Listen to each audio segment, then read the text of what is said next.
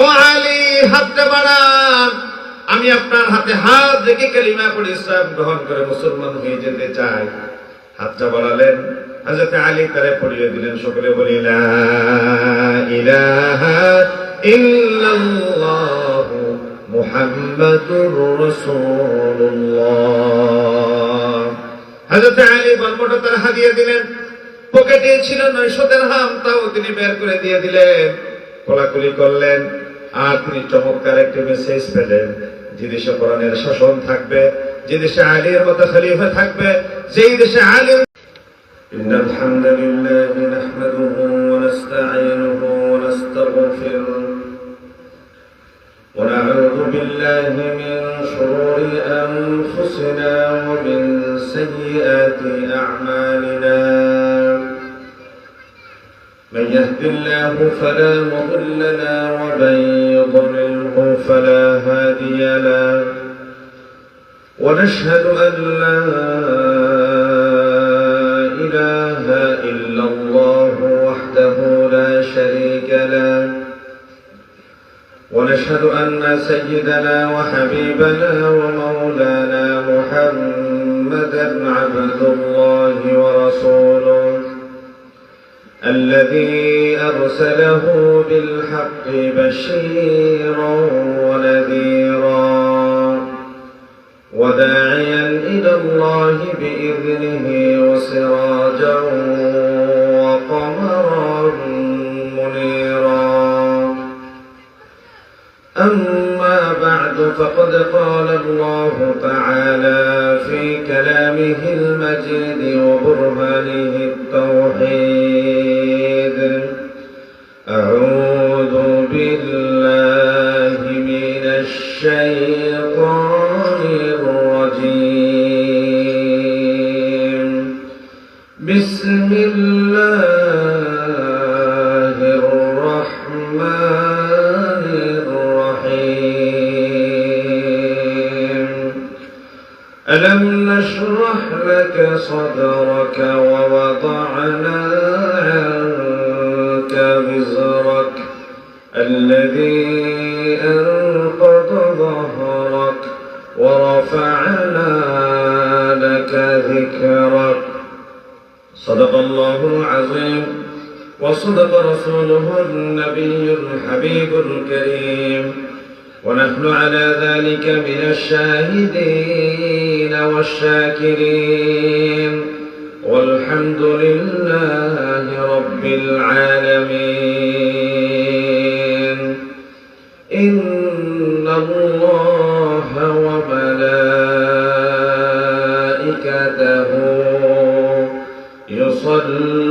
يصلون على النبي يا أيها الذين آمنوا صلوا عليه وسلموا تسليما. اللهم صل على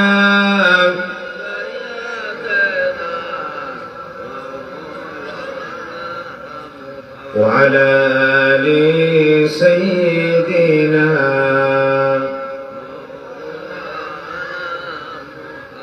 প্রাণ করে আওয়াজ ছেড়ে দিয়ে মোহাব্বতে পড়ি আল্লাহুম্মা সাল্লি আলা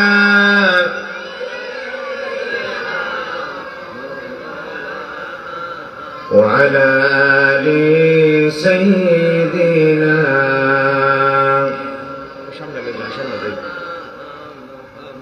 ও মদিনার বুলবুলি কেমনে তোমায় রই বলি, ও মদিনার বুলবুলি কেমনে তোমায় রই বলি। দিন কাটে আর রাত কাটে তোর বেদনায় ফুলকলি, ও মদিনার বুলবুলি। আল্লাহুম্মা সাল্লি আলা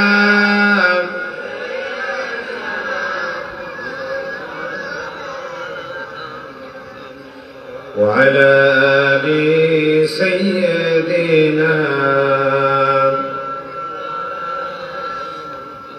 বাবুল ইসলাম চট্টগ্রামের লোহাগাড়া থানার কলাউজান মিয়াজিপাড়া গাবতলী ইকরামুল মুসলিমিন ছাত্র সমাজ কল্যাণ সংঘ ও এলাকাবাসীর উদ্যোগে আজকের ঐতিহাসিক তাফসীর কোরআন মাহফিলের শ্রদ্ধাভাজন সভাপতি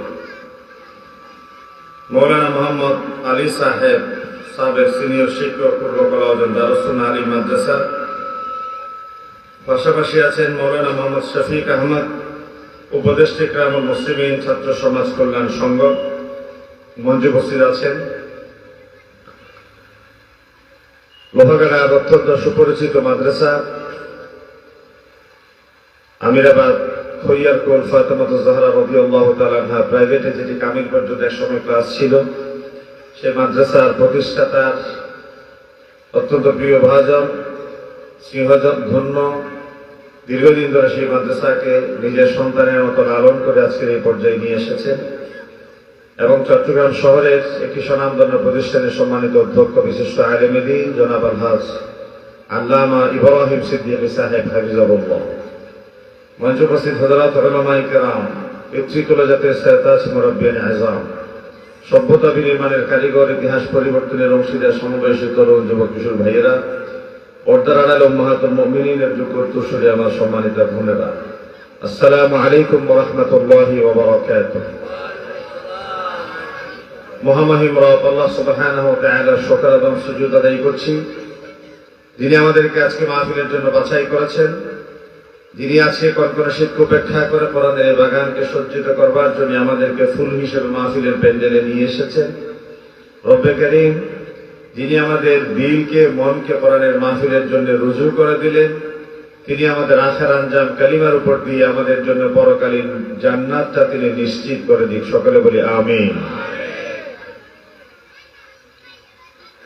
মহামহিম রবের কোরআনুল কারীমের ভাষায় হৃদয়ের সপ্তকোণ ভালোবাসা উজাড় করে দিয়ে আল্লাহর প্রশংসার ধ্বনিতে চারিদিকে যেন প্রকম্পিত হয়ে ওঠে, আল্লাহর শেখানো বলিতে আমরা সকলেই হৃদয়ের সপ্তকোণ ভালোবাসা মিশ্রিত করে পড়ি আলহামদুলিল্লাহ।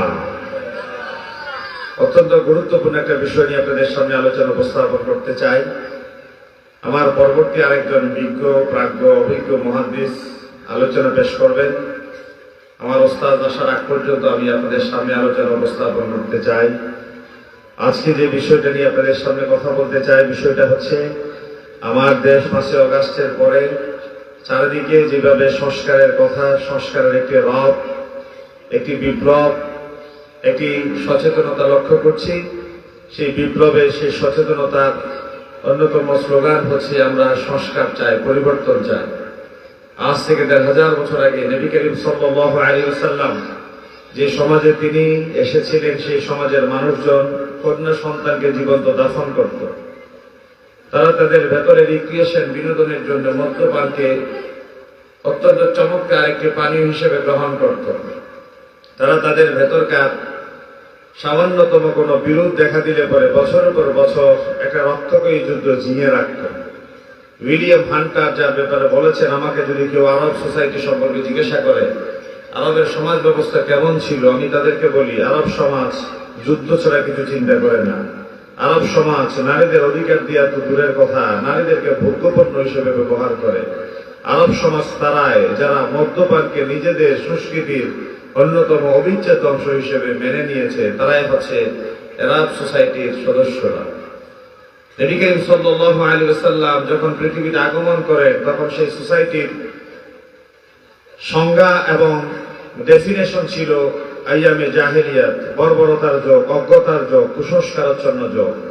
নবীজি যখন সমাজ থেকে বিদায় নিচ্ছে, তখন তিনি ঘোষণা দিয়ে গেলেন, খায়রুল কুরুনি কারনি, শ্রেষ্ঠ যুগ যদি দেখতে চাও আমি নবীর যুগে এসে সফর করে যাও। শ্রেষ্ঠ মানুষ যদি দেখতে চাও সাহাবায়ে কেরামদের দিকে দৃষ্টি দাও। তাহলে 23 বছর আগে যে মানুষজন ছিল বর্বর, অসভ্য, ব্রুটাল, নিষ্ঠুর, পাশবিক, অজ্ঞ, 23 বছর পরে সেই মানুষজন হয়ে গেল পৃথিবীর শ্রেষ্ঠ সোনার মানুষ। তিনি এমনকি কাজ করলেন, এমনকি রিফরমেশন দিলেন, এমনকি সংস্কার হাতে নিলেন, যে সংস্কারের ভেতর দিয়ে সমাজ অজ্ঞতার ভেতর থেকে সোনার সমাজে পরিণত হয়ে গেল। আজকে আমরা সেই সমাজ পরিবর্তনের আমার নবীর কি দৃষ্টিভঙ্গি ছিল সেই বিষয়টা নিয়ে আলোকপাত করার অভিপ্রায় ব্যক্ত করছি। সর্বপ্রথম এভাবেই কথা বলতে চাই, আমরা মানুষ, আমরা সংঘবদ্ধভাবে থাকতে পছন্দ করি এবং এটাই মানুষের সমাজ সোসাইটির অন্যতম একটি বৈশিষ্ট্য। মানুষ চাইলেও একা থাকতে পারে না, মানুষ চাইলেও একা বসবাস করা তার পক্ষে সম্ভব হয় না। আমাদের সমাজ থেকে কোনো কোনো সময় মানুষকে একঘরে করে দেয়, তাকে দাওয়াতে ডাকা হয় না, তাকে মৃত্যুর মিছিলে সামিল করা হয় না, তাকে জানাজায় দাওয়াত দেওয়া হয় না, তাকে সমাজ থেকে আলাদা করে দেওয়া হয়, একঘরে করে দেওয়া হয়, একপেশি চিন্তার উপর ছেড়ে দেওয়া হয়। ওই মানুষটা বেশি দিন সুন্দর চিন্তার উপর থাকতে পারে না। সমাজবদ্ধ জীব আমরা পৃথিবীতে আছি বলে আল্লাহ তাআলার হাবিব মা আয়েশা সিদ্দিকা রাদিয়াল্লাহু তাআলা আনহা বলেছেন,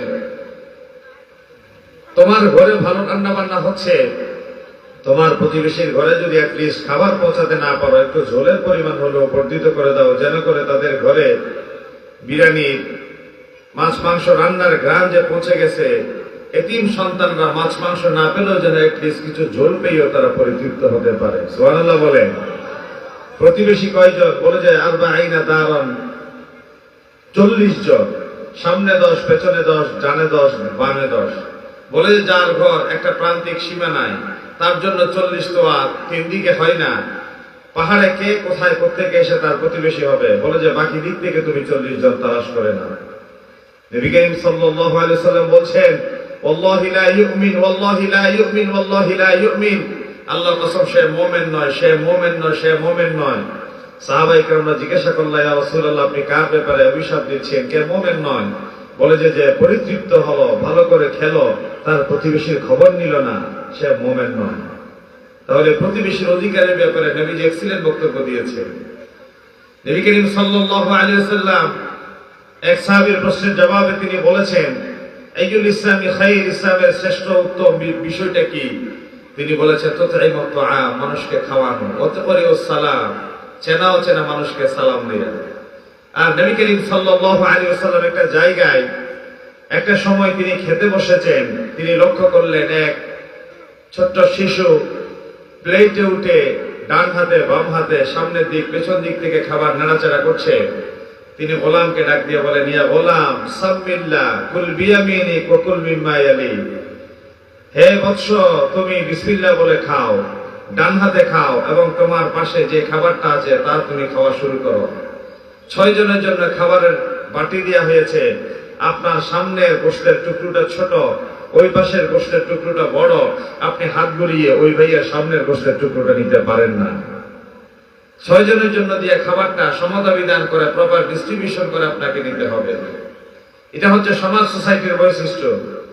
একটা সমাজবদ্ধ মানুষ, এক পাড়ায় কেউ মারা গেলে অপর পাশ থেকে মানুষ তার সুখে মুহ্যমান হয়ে যায়, তার দুঃখে দুঃখী হয়। সবার সুখে হাসবো আমি, কাঁদবো সবার দুঃখে। এটাই হচ্ছে সমাজ সোসাইটির স্লোগান। নবী করিম সাল্লাল্লাহু আলাইহি ওয়াসাল্লাম একটি সংঘবদ্ধ সমাজ ব্যবস্থা তিনি প্রতিষ্ঠা করেছিলেন।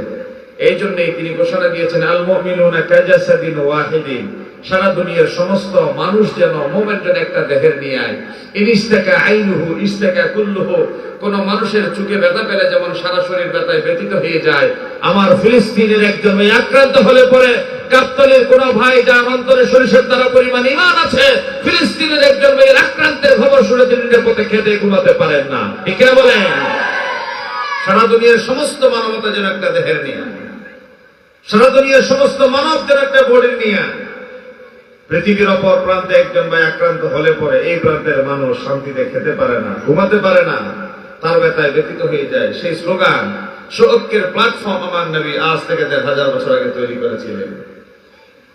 কোরআনুল কারীম আল্লাহ রাব্বুল আলামিন বলেছেন, ওয়া'তাসিমু বিহাবিলিল্লাহি জামিআন ওয়া লা তাফাররাকু। কোরআনুল কারীম নামক রজ্জুরে শক্তভাবে ধরো, খবরদার পরস্পর বিচ্ছিন্ন হইও না।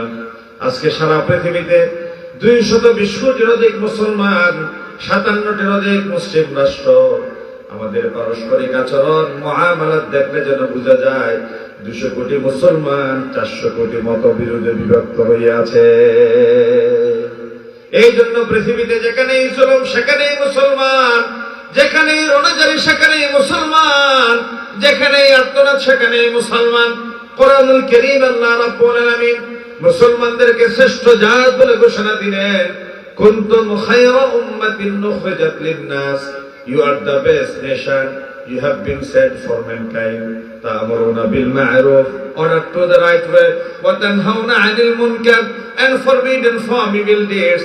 তোমরাই পৃথিবীর শ্রেষ্ঠ জাত, তোমাদেরকে সৃষ্টি করা হয়েছে মানবতার কল্যাণের জন্য। পুঁজিবাদী অর্থ ব্যবস্থার স্লোগান, খাও দাও ফুর্তি করো, নগদ যা পাও হাত পেতে নাও। আর ইসলাম বলেছে কেউ খাবে কেউ খাবে না, তা হবে না, তা হবে না। তুমি দেখো 5 তলায়, আমি থাকি 5 তলার নিচে, তোমাকে মাবুদ বলবে এই কথা নিচে। বিশ্বনবী শিখিয়ে দিলেন মাগরিব থেকে মশরিক, জুনুব থেকে শামাল, যার কলিজার গোড়ায় সরিষার দানা পরিমাণ ঈমান থাকবে, সারা দুনিয়ার সমগ্র মানবতা যেন একটা দেহের ন্যায় তাদের ভেতরকার হৃদ্যতা ভালোবাসার বন্ধন এভাবে অটুট থাকবে। সবার সুখে হাসবে তারা, সবার দুঃখে কাঁদবেও তারা, ঠিক কিনা?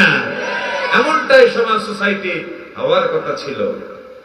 আজ কি বেহাল দশা আমরা লক্ষ্য করছি।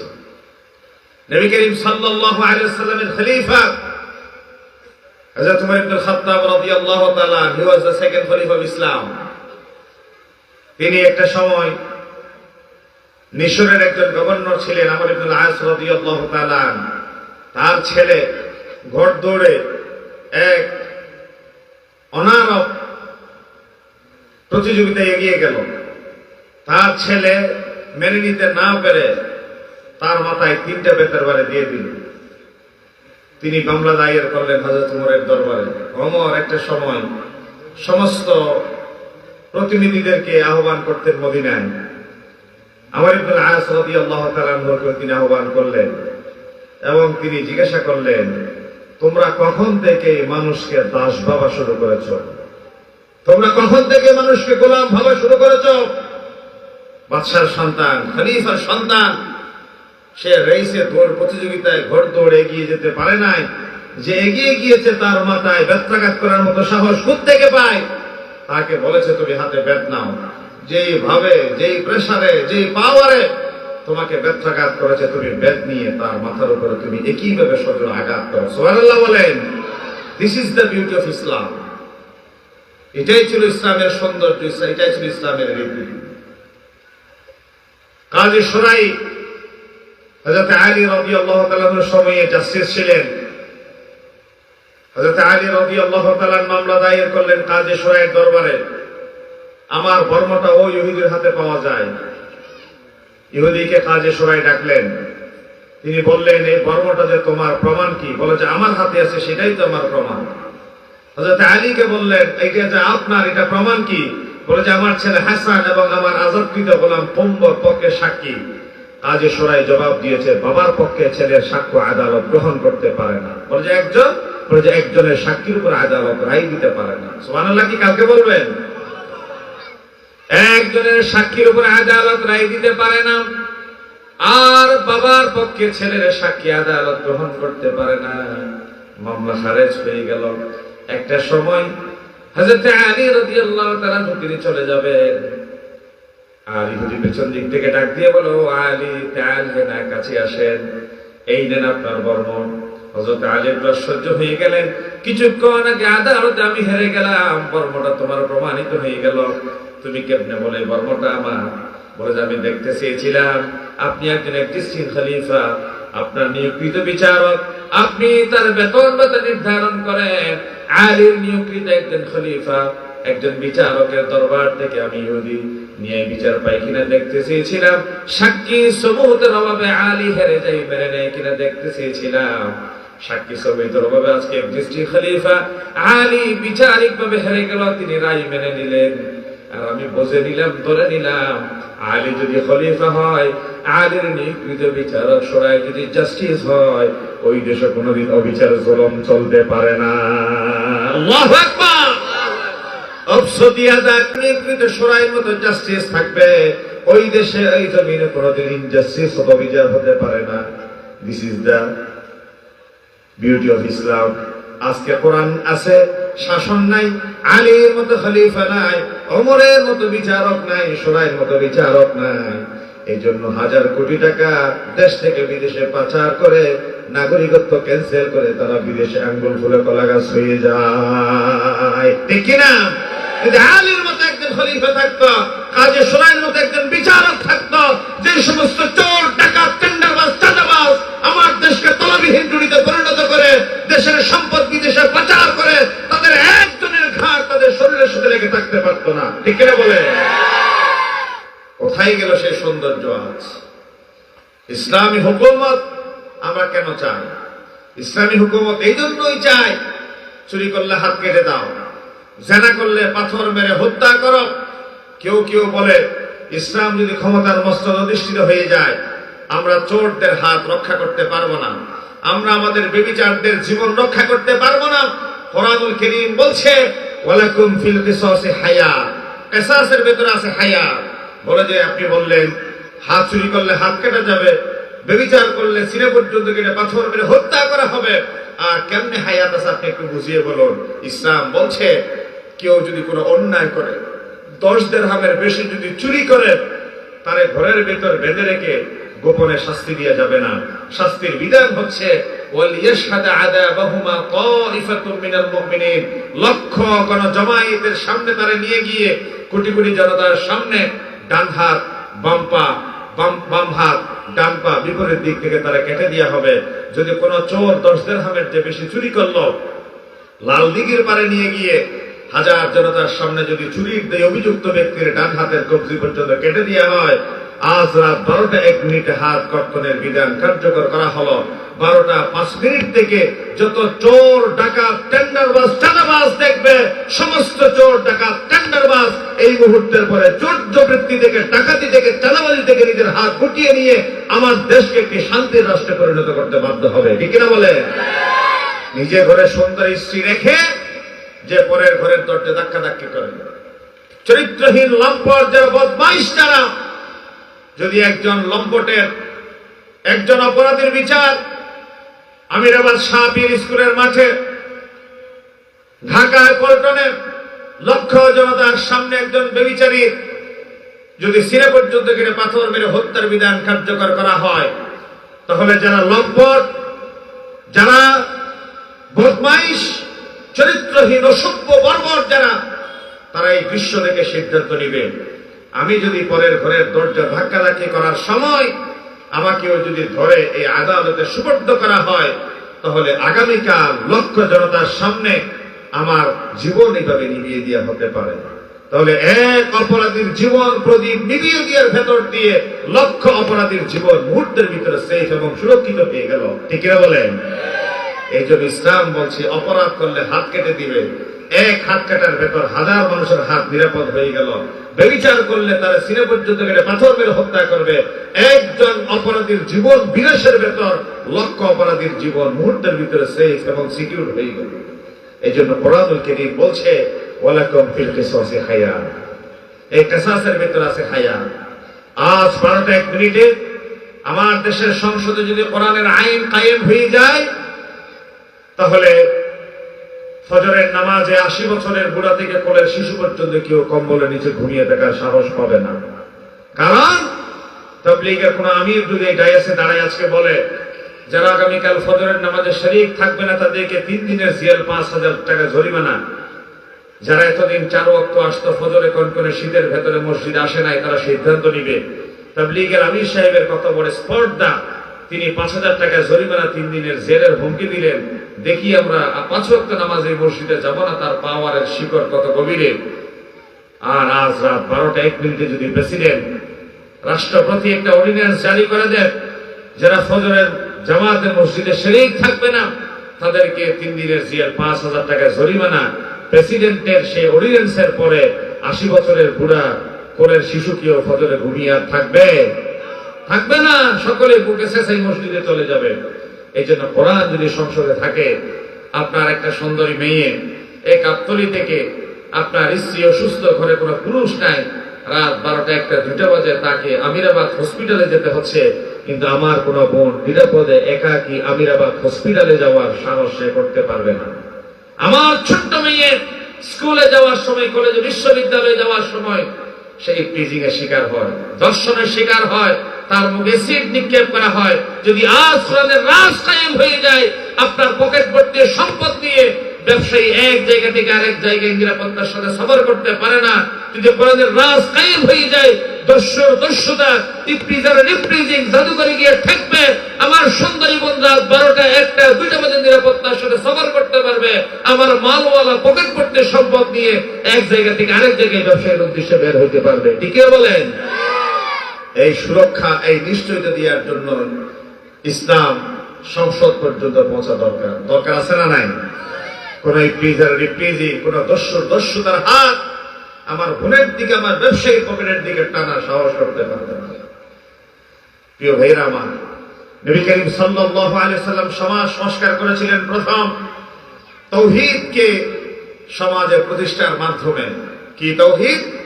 ওয়াননেস অফ গড, একত্ববাদের প্রতি বিশ্বাস। আমার নবী যেই সময় মক্কায় তাওহীদের কথা বলছেন, সেই সময় খানে কাবার ভেতরে ছিল 360টি মূর্তি। তারা পূজা করত লাত, মানাত, উজ্জা, হুবল, বড় বড় 4টা মূর্তি। কোরআনুল কারীম আল্লাহ তাআলা প্রশ্ন করেছেন, আফা রাআইতুমুল লাত ওয়াল উজ্জা ওয়া মানাত আস-সালিসাতাল উখরা। এই যে লাত, মানাত, উজ্জা, হুবলের পূজা করে, আর খানে কাবার ভিতরে 360টি দেবদেবী আছে, এমন সময়ে তিনি জাতিকে ঐক্যবদ্ধতার পক্ষে স্লোগান দিলেন। তিনি একটা প্রশ্ন ছুড়ে দিলেন, হে মানবতা, সামনে আসো, কথা শোনো। কি কথা বলবা? কোরআনুল কারীম আল্লাহ রাব্বুল আলামিন চমৎকার একটি বক্তব্য দিলেন, ইয়া আইয়ুহান নাসু দুরিবা মাসালুন ফাসতামিউ লাহু ইন্নাল্লাযীনা তাদউনা মিন দুনিল্লাহি লান ইয়াখলুকু যুবাবান ওয়ালাউ ইজতামাউ লাহু। ও মানব মণ্ডলী, শোনো শোনো, চমৎকার একটা এক্সাম্পল দেয়া হচ্ছে। তোমরা আল্লাহকে বাদ দিয়ে অন্য যে সকল দেব দেবীর পূজা করো, তোমরা সকলে এক জায়গায় একত্রিত হও। আল্লাহর জমিনের একটা মশা এবং মাছি সৃষ্টির ব্যাপারে তোমাদের অধিকার দেওয়া হলো। চেষ্টা করে দেখো, পৃথিবীর সমস্ত শক্তি, মহাশক্তির পরাশক্তি দেব দেবী একত্রিত হয়ে অকাত্তরি বেশে জবাব দেন, আল্লাহর একটা সৃষ্টির সমপরিমাণ মশা এবং মাছি যদি সৃষ্টি করতে চায়, দুনিয়ার সমগ্র বিজ্ঞান একত্রিত হলেও কি সৃষ্টি করা সম্ভব হবে? কথা বলেন। আল্লাহর সৃষ্টির একটা মশা এবং মাছির সমপরিমাণ একটা মশা মাছিকে সমস্ত বিজ্ঞানী, সমস্ত সায়েন্টিস্ট, পণ্ডিত এক জায়গায় একত্রিত হয়ে সৃষ্টি করা কি সম্ভব হবে?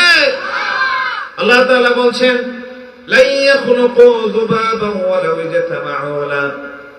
একটা মশা মাঝে তোমরা আবিষ্কার করতে পারবা না। শুধু তাই নয়,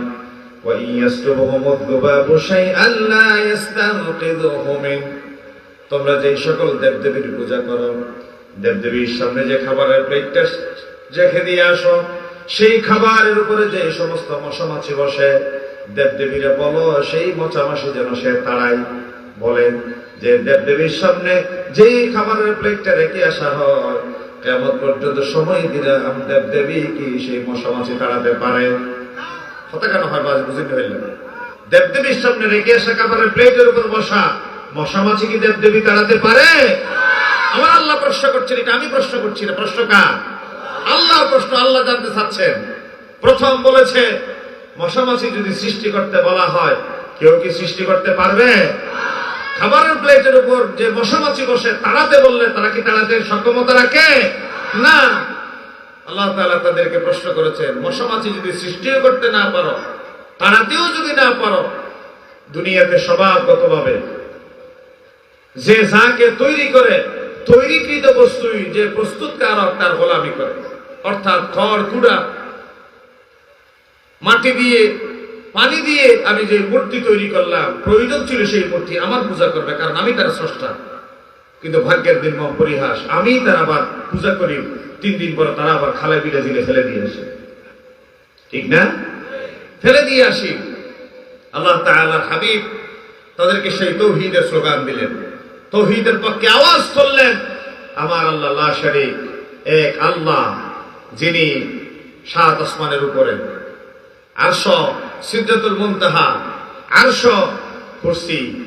আমার আল্লাহ সমাসীর রহমান আলাল আরশ ইস্তাওয়া। সাত তক্কা জমিনের নিচে ছোট্ট একটা পিঁপড়া যদি হেঁটে যায়, একটা ছোট্ট পিঁপড়ার পায়ের শব্দ শোনার মতো সক্ষমতা তিনি রাখেন, ঠিক কিনা বলে? আল্লাহ রাব্বুল আলামিন হাবিবরে বলেন, আমি কোথায়? আপনার উম্মতরা জিজ্ঞাসা করবে। আল্লাহ রাব্বুল আলামিন বান্দার কত কাছাকাছি এটা বোঝানোর জন্য কোরআনুল কারীমে দুটো শব্দ ব্যবহার করেছেন। একটা শব্দ হচ্ছে করিব, আরেকটা শব্দ করাব। আল্লাহ তাআলা বলছেন, ওয়া ইযা সাআলাকা ইবাদি আন্নী ফাইন্নী করিব উজিবু দাওয়াতাদ দাঈ ইযা দাআনি فليستجيبوا لي وليؤمنوا بي لعلهم يرشدون। বলি আল্লাহু আকবার। নবী আমার আপনার কাছে জিজ্ঞাসা করবে, আমি আল্লাহ তাদের কত কাছাকাছি? আপনি তাদেরকে জবাব দিন, মা বাবা সন্তানের যত কাছাকাছি আমি আল্লাহ তাদের আরো নিকটবর্তী। স্ত্রী স্বামীর যত নিকটবর্তী আমি আল্লাহ তার আরো কাছাকাছি। কোরআনুল কারীমের আরেকটি জায়গায় আল্লাহ রাব্বুল আলামিন আকরাব শব্দ ব্যবহার করলেন, ওয়া নাহনু আকরাবু ইলাইহি মিন হাবলিল ওয়ারিদ। গর্দানের পেছনের যেই মোটা রগটা আছে আল্লাহ রাব্বুল আলামিন বান্দার আরো কাছাকাছি অবস্থান করে।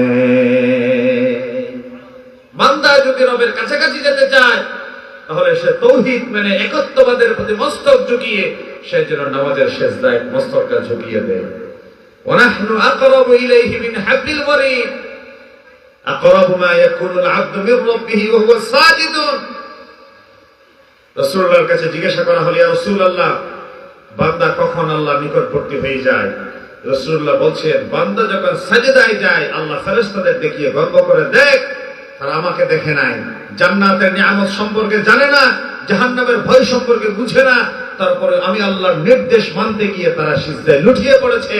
দুনিয়ার জমিনে আল্লাহকে ভয় করার জন্য সে তার সর্বস্ব সে ছেড়ে দিয়েছে। সুবহানাল্লাহ বলে। ওয়াসজুদ ওয়াকতারিব, সিজদা দাও, কাছে চলে আসো। কথা কার? আল্লাহ। আল্লাহ রাব্বুল আলামিন বান্দার কত কাছাকাছি। বান্দা যখন চুপি চুপি সরে বলে, আমার আল্লাহ বলেন আমি শুনতে পাই।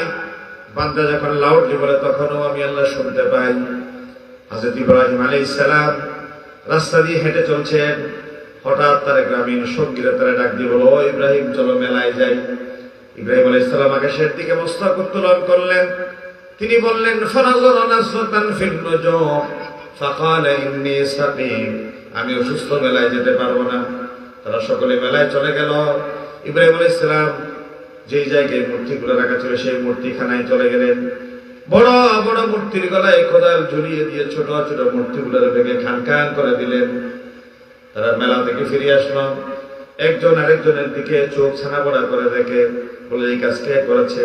বলে যে নিশ্চিত ইব্রাহিমের মেলায় ডেকেছিলাম সে যাই না, এই কাণ্ডটা ইব্রাহিমের পক্ষে করা হয়েছে। তারা ইব্রাহিম আলাইহিস সালামকে ডাক দিয়ে বলো, ইব্রাহিম এই কাজটা কে করেছে? ইব্রাহিম আলাইহিস সালাম তাওহীদের দাওয়াত দিতে গিয়ে তাদেরকে প্রশ্ন করলেন, কাবীরুহুম হাদা ফাসআলুহুম ইন কানু ইয়ানতিকুন। আমাকে কেন জিজ্ঞাসা করো? যেই বড় মূর্তির গলায় কোদালটা ঝুলি আছে তারা জিজ্ঞাসা করো যদি সে কথা বলতে পারে। একটা শর্ত দিয়েছে কি, আমাকে কেন জিজ্ঞাসা করো? যার গলায় কোদাল ঝুলে এটা তো তার কাজ, তারা তোমরা জিজ্ঞাসা করো যদি সে কথা বলতে পারে। ফারাজাউ ইলা আনফুসিহিম, তারা লজ্জায় চেহারা বিবর্ণ হয়ে গেল, মাথা হেড হয়ে গেল। এর চেহারা একটা বিমর্ষতা দেখে ইব্রাহিম আলাইহিস সালাম তাদের জন্য আক্ষেপ করে বললেন, উফ, এটা আরবি শব্দ, উফিল লাকুম, তোমাদের জন্য বড় মায়া হয়। লিমা তা'বুদুনা মিন দুনিল্লাহ, আমার আল্লাহকে বাদ দিয়ে তোমরা এমন কোন দেবদেবীর পূজা করো, মা লা ইয়ানফাউকুম ওয়া লা ইয়াদুররুকুম, সে তোমাদের কল্যাণ ও কল্যাণ তো দূরের কথা, বড় মূর্তিটা দাঁড়িয়ে থাকতে ছোট মূর্তিগুলারে কে বা কারা ভেঙে দিয়ে গেল। ছোট মূর্তিগুলারে রক্ষা করার মতো যে বড় মূর্তি শক্তি রাখে না, সেই মূর্তি তোমাদের ভাগ্যের পরিবর্তনের জন্য কি ভূমিকা পালন করতে পারে? ঠিক না বলেন? তিনি চমৎকার একটি এক্সাম্পল দিলেন। তাহলে জিজ্ঞাসা করো এরপরে তারা নিশ্চিত হয়ে গেল এই কাজ ইব্রাহিম করেছে। তারা এবার বলল, লাকড়ি জোগাড় করো, পেট্রোল ডালো, আগুন প্রজ্বলিত করো, ইব্রাহিমকে শুলিতে চড়াও। কোরআনুল কারীম আল্লাহ রাব্বুল আলামিন আগুন যখন প্রজ্বলিত করলো, খলিলুল্লাহ ইব্রাহিমকে শুলিতে চড়াবে, আল্লাহ রাব্বুল আলামিন আগুনের স্রষ্টা তিনি জানিয়ে দিলেন, কুলনা ইয়া নারু কুনি বারদাও ওয়া সালামান আলা ইব্রাহিম। ও আগুন, তুমি বেশি গরম হইও না, আমার ইব্রাহিমের কষ্ট হবে। বেশি ঠান্ডা হইও না, আমার ইব্রাহিমের সর্দি এসে যাবে।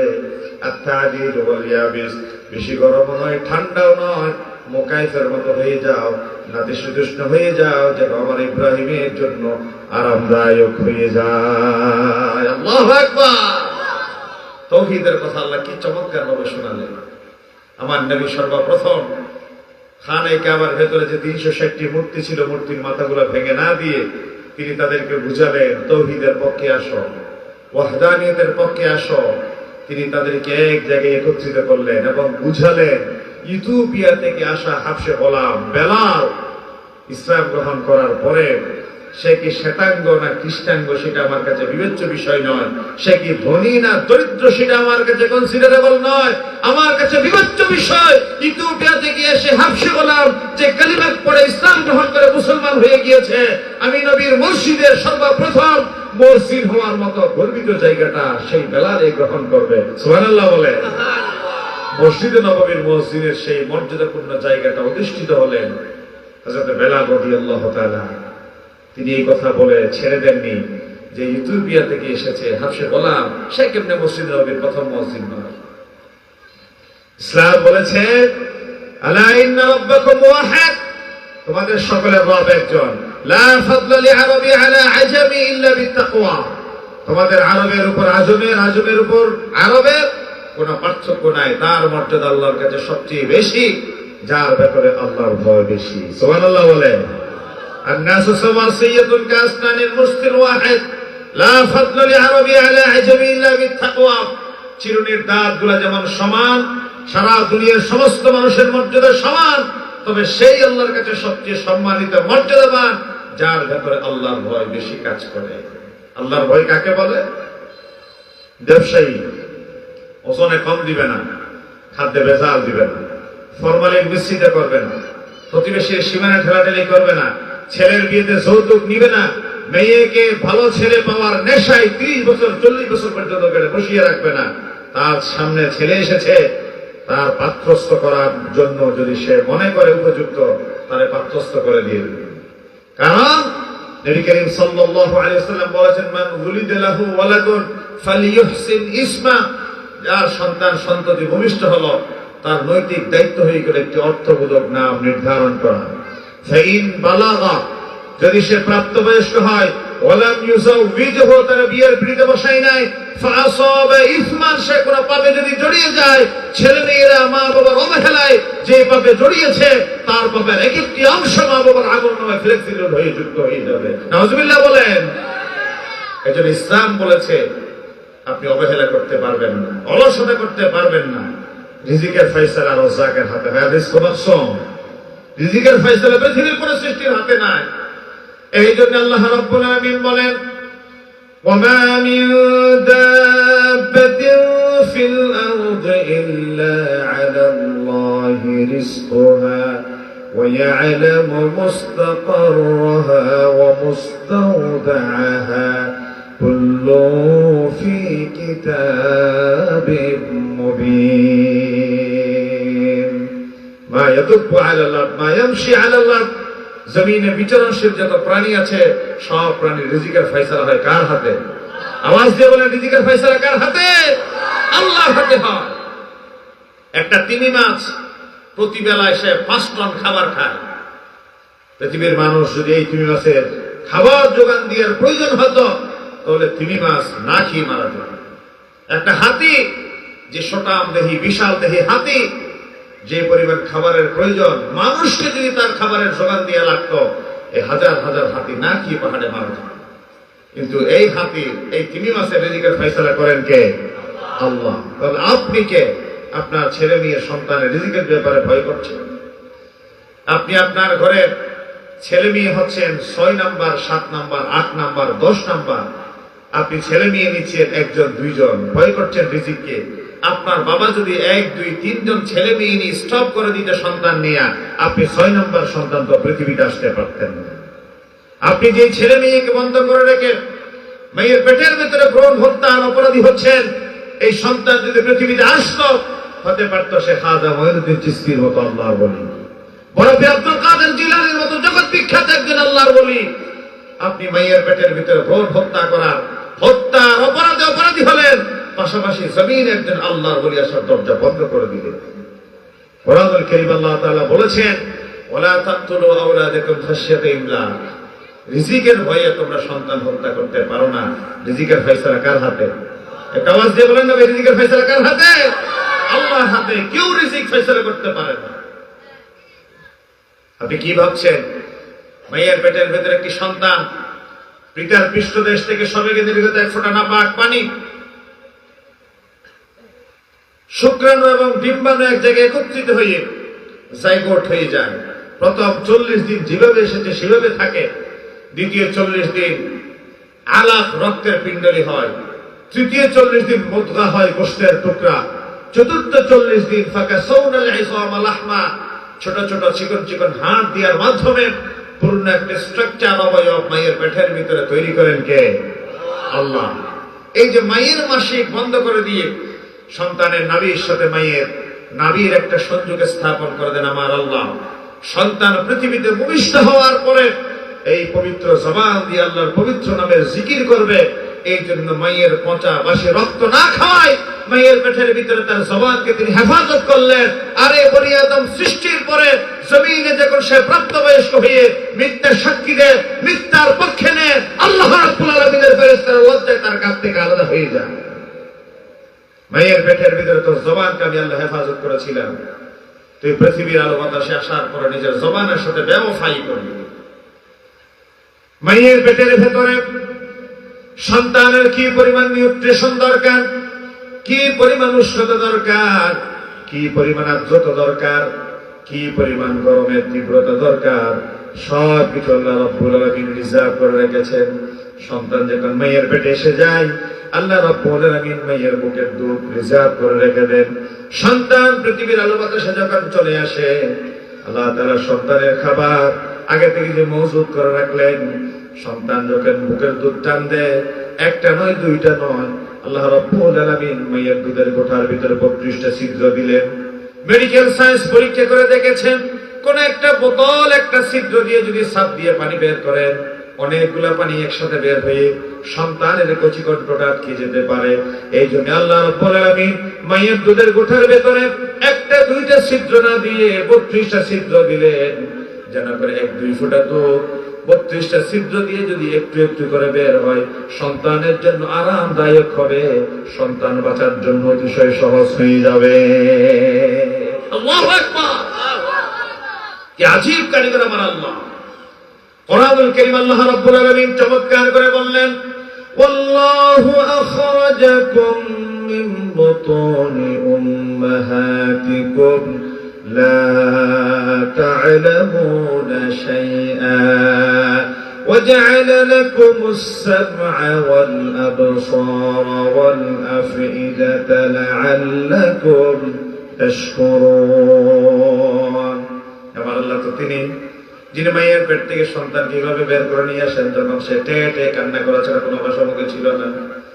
তার আনন্দিত হওয়ার ভাষা কান্না, তার ব্যথিত হওয়ার ভাষাও ছিল কান্না। গর্ভবতী মানুষ সন্তানের কান্নার ভাষা বুঝে না, কিন্তু মা পাকলে যখন সন্তানকে বুকে তুলে নেন, সন্তান কি পেট ভেতরে দরুন কান্নাকাটি করে নাকি কুদার যাতনায় কান্না করে, সন্তানের বুক মায়ের বুক যখন মিলে যায়, মা পাকলির মনে জানা হয়ে যায়। আল্লাহু আকবার!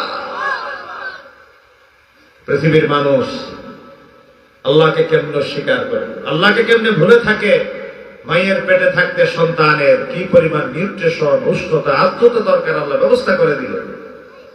কোরআনুল কারীম আল্লাহ রাব্বুল আলামিন বলেন, কাইফা তাকফুরুনা বিল্লাহি ওয়া কুনতুম আমওয়াতান فأحياكم ثم يميتكم ثم يحييكم ثم إليه ترجعون মানুষ তুমি কেমন আল্লাহর স্বীকার করো তুমি ছিলে মৃত আমার আল্লাহ তোমার জীবন দিলেন আবার তোমার মৃত্যু দেয়া হবে মৃত্যুর পরে আবার জীবন দেয়া হবে কিয়ামতের ময়দান ফায়াদারুহা কাআন সাফসাফা কোনো উঁচু উঁচু টিলা থাকবে না ওয়াইদাল আরদু মুদ্দাত সারা পৃথিবীকে তিনি সম্প্রসারিত করে দিবেন ইন্না ইলাইনা ইয়াবাহুম সুম্মা ইন্না আলাইনা হিসাবাহুম হিসাব নিকাশের জন্য যখন ময়দান মাশরে একত্রিত করবেন আল্লাহ রাব্বুল আলামিন তিনি একক ক্ষমতা বলে তাদের সকলের সামনে দাঁড়াবেন তাদের সাথে কথা বলবেন সারিবদ্ধভাবে দাঁড়া করাবেন চমৎকার ভাবে আল্লাহ রাব্বুল আলামিন বলছেন ইয়াউমা ইয়াকুমুর রূহু ওয়াল মালাইকাতু সাফফান লা ইয়াতাকাল্লামুনা ইল্লা মান আযিনা লাহুর রাহমানু ওয়া ক্বালা সাওয়াবা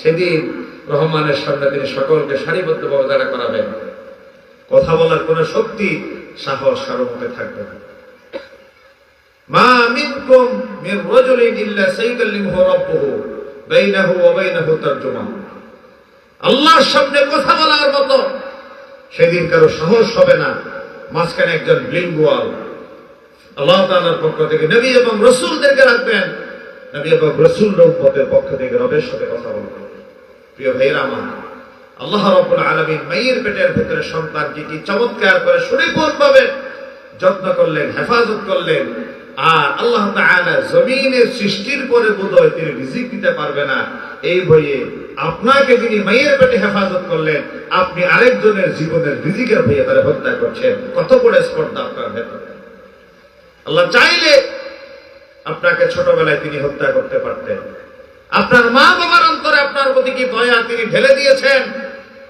সন্তান যেন পুকুরের পানিতে নামতে না পারে আগুনে যেন হাত বাড়াতে না পারে ঘরের সামনে একটা জলাশয় পুকুর আছে সেই পুকুরে যেন কোনোভাবে সে অবলীলায় যেতে না পারে ঘরের চারিদিকে বাউন্ডারিতে সিনা পর্যন্ত একটা বাউন্ডারি দেওয়া হয় একটা প্রোটেকশন দেওয়া হয় যেন করে সন্তান হেঁটে সেই বাউন্ডারিটা পার হয়ে পুকুরে নামতে না পারে কোথাও আগুন জ্বালালে দুগ্ধপুষ্য সন্তানকে মা বাবা চুকে চুকে রাখে যেন করে আগুনে সে হেঁটে গিয়ে পা দিতে না পারে এই যে ছোটবেলায় মা বাবার অন্তরে ছেলে মেয়েদের জন্য এই দয়া ভালোবাসা ঢেলে দিলেন কে একটু কথা বলেন না বাবা ঢেলে দিলেন কে যে আল্লাহ আপনার ছেলে মেয়েদের অন্তরে আগুনের ভয় পানির ভয় দেয় নাই আপনারে তার প্রতি ভালোবাসা ঢেলে দিয়ে তার রক্ষার ব্যবস্থা করলেন আপনি তার জীবনটারে মায়ের পেটের ভেতরে শেষ করে দিলেন রিজিকের ভয়ে নবী করিম সাল্লাল্লাহু আলাইহি ওয়াসাল্লাম তাদের মাঝে তাওহীদের একটা আহ্বান জানালেন একটা কথা বললেন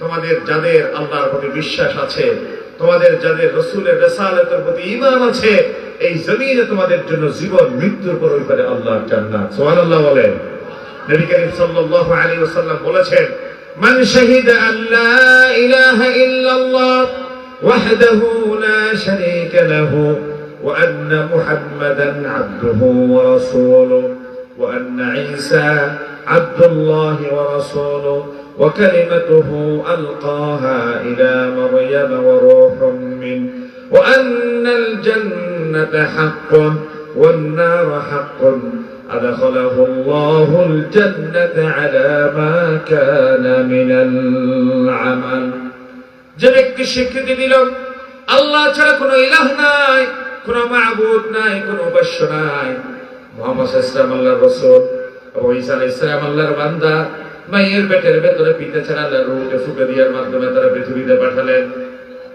আল্লাহর জান্নাত সত্য জাহান্নাম সত্য এই কথার উপরে বিশ্বাস রেখে যে ব্যক্তি কবরে যাবে আমল কম হোক আর বেশ হোক আল্লাহ রাব্বুল আলামিন মৃত্যুর সাথে সাথে তার জন্য জান্নাত অবধারিত করে দিবে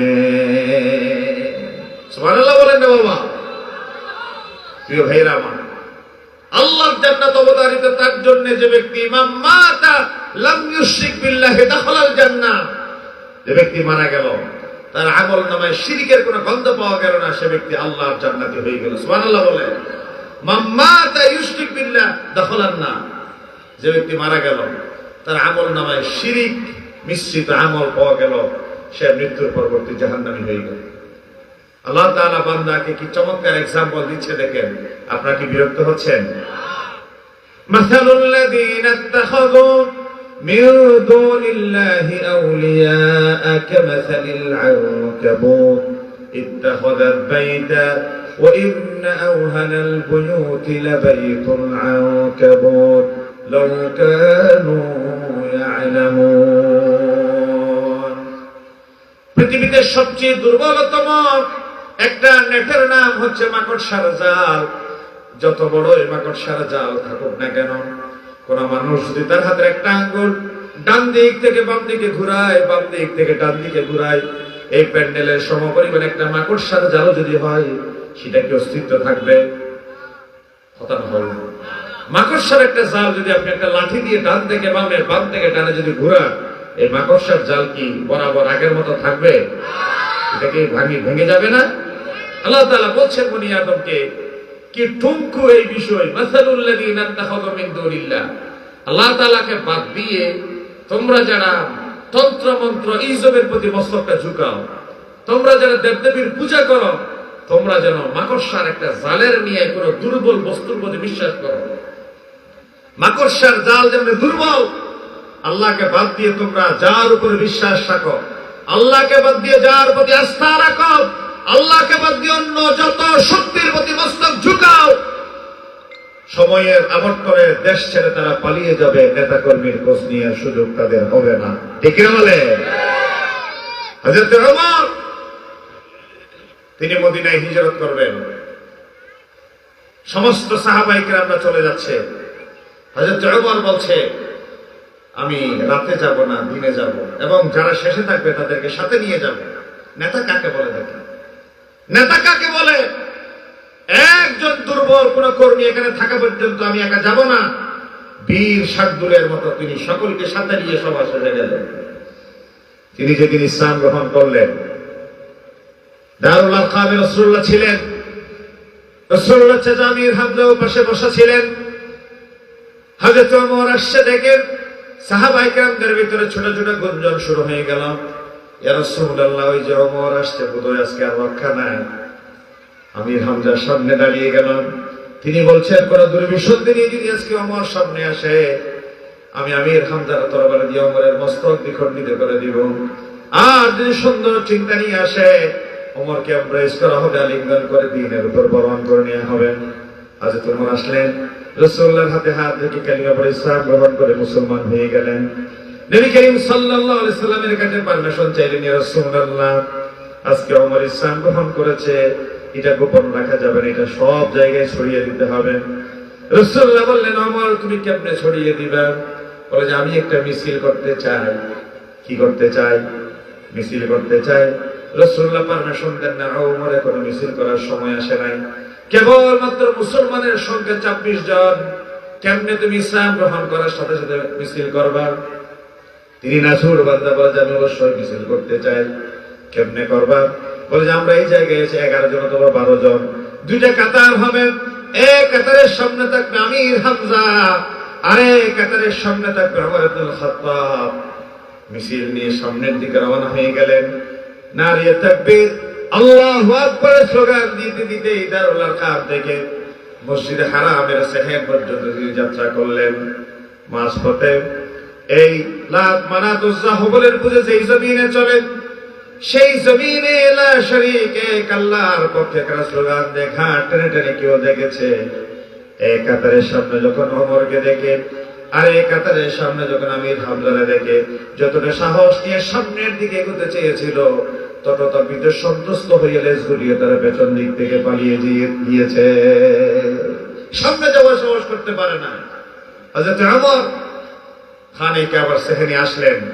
তিনি ছোট্ট একটা বক্তব্য দিলেন, মান আরাদা আন তাসকুলা উম্মুক ওয়া ইয়াতামা ওয়ালাদুক ওয়া তারমিলা যাওজাতুহু ফালিয়াসুদ্দানি। কি আছে এমন তার মায়ের বুক খালি করতে চাও? কি আছে এমন স্ত্রীকে বিধবা করতে চাও? কি আছে এমন সন্তানকে ইতিম করতে চাও? ফালিয়াসুদ্দানি, সাহস বিশ্বাস যদি থাকে আজকে ওমরের সামনে এসে বাধা দিয়ে দাঁড়াও, সেই দিন ওমরের সামনে এসে তাওহীদপন্থীদেরকে কেউ ঠেকাতে পারে নাই। আজও যদি ওমরের সৈনিকরা লিল্লাহি তাকবীরে ধরে দিয়ে সামনের দিকে বুকে সাহস নিয়ে এগিয়ে যায়, তাদেরকে গতিরোধ করার মতো কোনো শক্তি পৃথিবীতে আর অবশিষ্ট থাকবে না। ঠিক কিনা বলেন?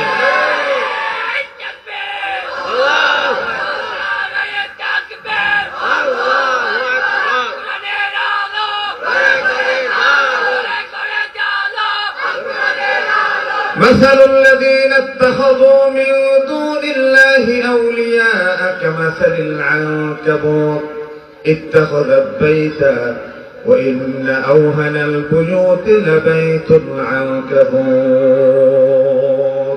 মাকড়সার জালের নিয়ে দুর্বল তারা, যারা তন্ত্র মন্ত্র নানাবিধ মানব রচিত মতবাদের প্রতি মস্তক ঝুঁকায়। আসল প্রিয় ভাইরা আমার নবীর সংস্কারের প্রথম পরিকল্পনা ছিল তাওহীদ ভিত্তিক সমাজ গঠন। আমরা সেই তাওহীদের উপর আপনাদের সামনে গুরুত্বপূর্ণ কিছু কথা বললাম। রব্বে করিম আমাদেরকে কথাগুলো বুঝে মেনে আমল করার তৌফিক দান করুন। সকলে বলি আমিন। ওয়া মা তাওফীক ইল্লা বিল্লাহ। আসসালামু আলাইকুম ওয়া রাহমাতুল্লাহি ওয়া বারাকাতুহু।